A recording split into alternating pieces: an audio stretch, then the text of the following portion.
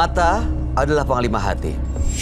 Segala yang kita kerjakan tanpa disadari menciptakan misteri yang ada dalam hati. Baik, buruk, kejam, pilu, sampai kisah ironis, semua akan kita kuak di sini, menembus mata batin. Di program ini akan hadir orang-orang yang pernah ataupun masih melakukan tindakan di luar batas kewajaran. Dan malam hari ini, bintang tamu yang hadir adalah Chika Jessica. Apa kabar, Chika? Baik, Mas Bayu. Ada cerita mistis apa nih, pengalaman yang mungkin masih berkesan sampai saat ini yang menurut kamu menyeramkan? Kalau sampai sekarang sih aku nggak ngerti itu dibilang mistis apa enggak ya kalau yang rep-repan itu. Rep-repan yang nggak bisa bergerak ya? Karena kalau misalkan aku tuh sering banget capek gitu, kalau misalnya habis pulang syuting terus tengah malam tidur tuh nggak nyaman, tiba-tiba selalu kayak ketindihan gitu ya bilangnya tuh ya. Dan itu belakangan ini aku lagi sering banget, dan kemarin-kemarin aku kayak ngerasain banget kayak bener-bener apa ya, susah bergerak. dan aku tuh berasa banget, aku cerita ke mamaku kayak, "Mah kok rep-repannya ini kali ini tuh berasa, biasanya kan kayak cuma ketekan doang gitu, tapi ini kok sampai jari-jari aku tuh kayak berasa ada yang gini nih gitu." Aku kan kaget gitu, astagfirullahaladzim, kayak ya udah aku baca-baca, aku pasrah aja. Meskipun kan susah nafas, itu aku nggak ngerti deh itu tuh mistis atau apa ya. Karena berasa banget loh pas yang kemarin Ada tuh kelihatan sosoknya nggak tapi? aku selalu melek gitu dan selalu kayak hitam gede gitu, jadi kayak apa ya, kalau aku lihat di TV-TV tuh kayak kalau di gambar tuh kayak jin. Jin tuh gitu nggak sih bentuknya ya? Genderuwo. Iya mungkin genderuwo atau apa ya. Gelap gede banget kayak pas aku melek gitu kayak. Terus dia tuh seolah-olah aku tidur gini. Kayak seolah-olah tuh dia di atas tuh gitu nimpa aku, dan ini aku tuh begini. Aku benar-benar berasa banget kayak zep. Saat itu apa yang kamu lakuin? Iya, aku kayak pasrah, aku coba doa. Sampai aku ya ambil Lama-lama hilang. Lama-lama hilang. Tapi lama hilangnya. Mudah-mudahan malam hari ini kamu baik-baik aja, pulang dari sini juga nggak akan merasakan hal yang sama ya. Amin. Itu biasanya aku pas lagi kayak kecapean banget sih. Iya, oke, baik. Nah, partisipan yang hadir pada malam hari ini adalah seorang perempuan yang mengaku terlibat perang santet. Malam hari ini kami akan panggil dia dengan nama samaran. Kami persilakan Ira.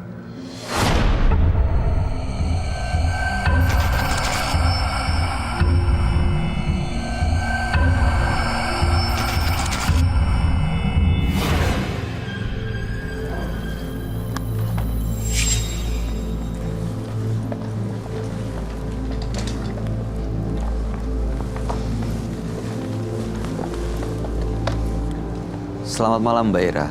Selamat malam. Boleh kami tahu pekerjaan Anda sehari-hari? Ya kerjaan saya sih cuma di rumah. Kadang suka yang datang ke rumah. Suka bertamu lah ke saya, minta tolong. Minta tolong apa nih, dalam hal ekonomi atau apa? Minta tolong untuk dibantu supaya mungkin pekerjaan dia itu lagi susah kan. Minta pelaris atau apa gitu. Jadi apa yang mau Anda ceritakan pada kami malam ini? Kehidupan saya sehari-hari sebenarnya ada keganjilan sih. Setelah adanya keluarga saya, kita keturunan dari ini yang bisa semuanya sih. Bisa semuanya tuh apa ya? Bisa untuk menenung, mengguna-guna. Menenung. Tenung. Guna-guna. Iya, Keluarga Anda bisa? semuanya keturunan. Dan termasuk Anda juga bisa? Iya. Oke, lalu? Setelah kematian orang tua saya sama adik saya berebut harta. Kita saling menenung semuanya. Sesama saudara. Iya. Lalu apa yang terjadi dengan adik Anda? Kita saling tenung itu, adik saya tidak kuat, lalu dia meninggal. Korbannya berarti udah banyak gitu nggak? Udah banyak. Itu sesama keluarga hanya gara-gara demi harta. Iya, sama adik saya sendiri. Adik Anda satu-satunya? Iya. Menyesal nggak? Iya. Enggak. Oke, itu Tujuan Anda datang malam hari ini untuk apa? Ya sebenarnya setelah kematian adik saya selalu dihantuin. Dihantuin dari anak saya, suami saya, dihantuin. Sosoknya seperti apa? Seperti adik Anda? Iya, Oke. Lalu apa yang Anda inginkan? ya aku pengennya sih dia tidak mengganggu aku lagi. Oke. Tapi melakukan santet atau menenung itu masih terus dilakukan? Masih, Sampai sekarang? masih. Berarti mungkin apa dia belum dapat apa yang dia mau? Masih ada yang ingin dikejar ya? Iya, pengennya saya ilmunya lebih tinggi lagi. Karena saya dapat bisikan. Mudah-mudahan Anda bisa terbuka mata hatinya pada malam hari ini. Ya, syukur-syukur sih menyadari apa yang Anda lakukan itu dan Anda bisa menilai sendiri benar atau salah. Sebaiknya Anda ceritakan semuanya pada sahabat kami. Dia adalah seorang indigo. Kami persilahkan Roy Kiyoshi. Sebelumnya, tim Mata Batin sudah memberikan tanggal lahir dan nomor rumah partisipan kepada Roy Kiyoshi. Dengan mata batinnya, Roy akan membaca berdasarkan angka yang kami berikan. Ira, terlahir tanggal 14 Juli 1988. Dia mendiami rumah bernomor 18. Sosok yang kuat namun keras kepala, bahkan berani mati. Saya melihat keserakahan yang membuatnya menjadi gelap mata. Dia tega menghancurkan keluarganya sendiri. Kini dia sedang diliputi kegelisahan. Korbannya meminta pertanggungjawaban. Saya melihat banyak pocong di sekeliling Ira yang ingin nyawa Ira.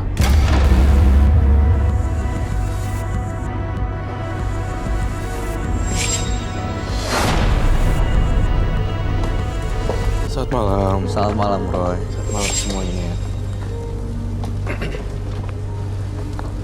Ira, tanggal 14 bulan 7 1988 dengan nomor rumah 18. Iya. Saya jujur loh, terus terang ya, jika ngelihat Ira, itu Mbak Ira ini tekanannya gede banget, beneran luar biasa. Maksudnya perasaan gak suka sama orang itu bener-bener kenceng banget auranya. Dan saya melihat dua makhluk di sini. Satunya perempuan, rambutnya panjang sampai ke lantai. Dan satunya lagi saya ngerasa pocong. Apakah ini terkait dengan apa yang kamu lakukan, Ira? Saya butuh kuas dan cat air saya. Dua makhluk ini ada di sekitarnya Mbak Ira ini, Roy? Jadi kalau dibilang ada di sekitarnya Mbak Ira ini emang ada beneran. Jadi kayak mata kirinya itu adalah pocong, yang kanan kuntilanak gitu. Itu yang saya rasakan. Saya akan mencoba menggambar lebih detail dan detail di sini. Anda sendiri waktu mengirimkan santet kepada adik Anda itu melakukan ritual apa ya? Caranya seperti apa? Saya dengan makan tanah kuburan. Makan tanah kuburan.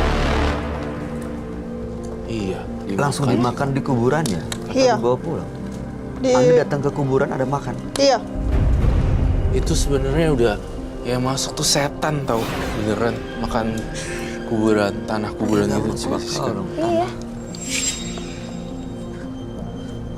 Saya melihat di sini serem banget loh, beneran. Kamu tuh dikuasai sama namanya kayak makhluk halus yang rambutnya sampai panjang ke bawah. Satunya lagi pocong. Saya curiga ini pocong adik kamu. Betul? Dia bilang ada korban dan dia adiknya sendiri sih memang. Memang, berarti bener. Pocong itu ada di samping dia atau dalam dirinya dia maksudnya, Roy? Ada di samping dia. Oh my god. Saya mencoba untuk melihat semuanya lebih detail dan lebih detail. Ketika dia makan tanah, yang makan kok sosok perempuan rambut panjang ini ya? Jadi bukan dia ya? Iya, Kalau rambut panjang ini bukan adiknya, Roy. bukan. Kuntilanak. Serem banget loh, benar-benar menyeramkan kalau kamu lihat dengan mata saya. Ini kuntilanak ini Tapi ada kok di... aneh ya, sekarang tuh kayak hadir di sini ketika saya gambar malah mancing masuk. Iya, ada di belakang. Astagfirullahaladzim. Kak Bayu. Di Oh mana? iya, Belakang, lilinnya Bang. ganjil. Lilinnya bergeraknya aneh. Oh, Kak Bayu. Oh, ini bisa dikendaliin nggak? Anda bisa mengendalikannya nggak, Mbak Ira? Tidak. Dia apa yang Anda lihat, apa yang dilakukan kuntilanak itu? Dia berdiri di belakang situ. Nggak mau. Saya merasakan kehadiran kuntilanak ini datang ke sini. Bisa dipergiin nggak, Roy? Seharusnya bisa. Saya ngerasa ini sama Mbak Ira ini udah menyatu. Tatapannya yang sebelah sini tuh, lihat deh matanya. Udah beda, bukan Mbak Ira lagi. Ini sosok ini marahkah atau hanya diem aja mau mengganggu kita atau mau melakukan sesuatu atau mungkin mau menyampaikan apa pesan yang... Tampaknya mau masuk ke tubuh Mbak Ira, tapi saya mohon kamu fokus Mbak Ira. Serius. Apa urusan Anda? Saya ingin menolong. Saya tidak akan menyakiti apapun di sini, termasuk arwah adik kamu juga dan segala macam. Saya hanya ingin menolong kamu tidak masuk ke dalam dia. Roy. Saya ngerasain dia mau masuk ke tubuhnya Mbak Ira loh. Mbak Ira fokus dong, Mbak Ira. Dia sekarang pindah ke belakang Mbak Ira. Tepat di belakang pundaknya dia. Mbak Ira. Kalau dilihat Mbak Iranya kok kayak ngelihat Iya, kok dia ngeliatin Roy? kesel gitu ke kamu, Roy. Iya.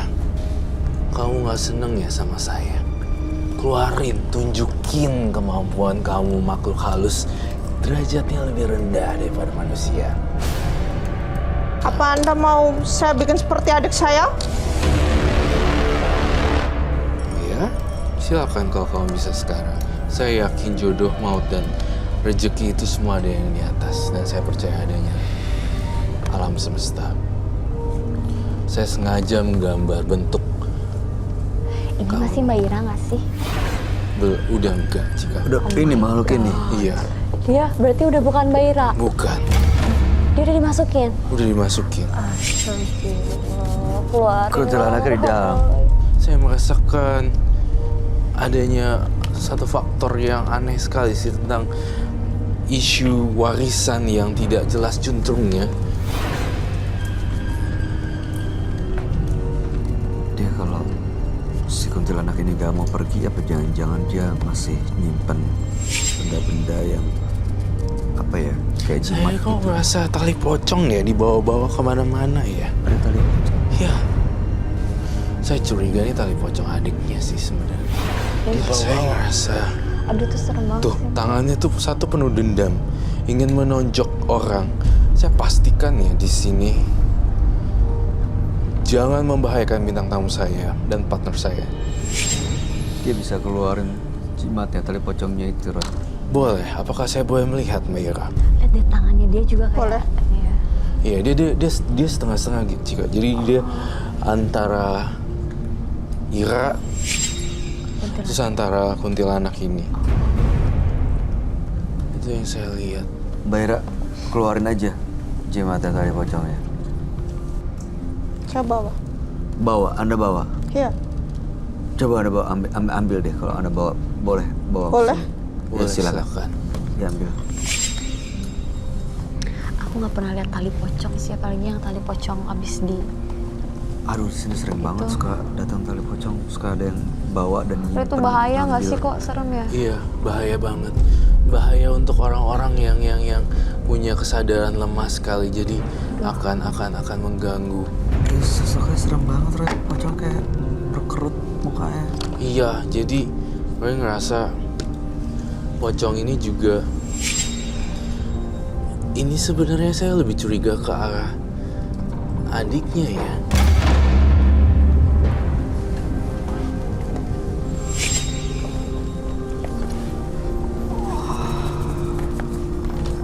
Kan itu serem banget. Tuh udah bekas tanah-tanahnya gitu Iya. kan. Ini nggak serem ya? Ini udah lama disimpan ya? Iya, Dari adik kamu meninggal, Mbak. iya betul sekali. Coba ambil. Tunjukin ke kamera. Kasih tahu. Ih, Kenapa sih? Berani banget. Baunya. saya butuh glove di sini. Waktu adik kamu meninggal kondisinya seperti apa? Muntah darah.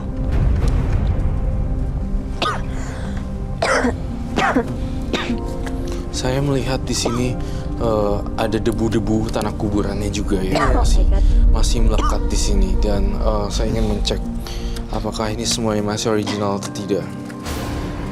Satu kuntilanak, satu pocong, berdarah-darah.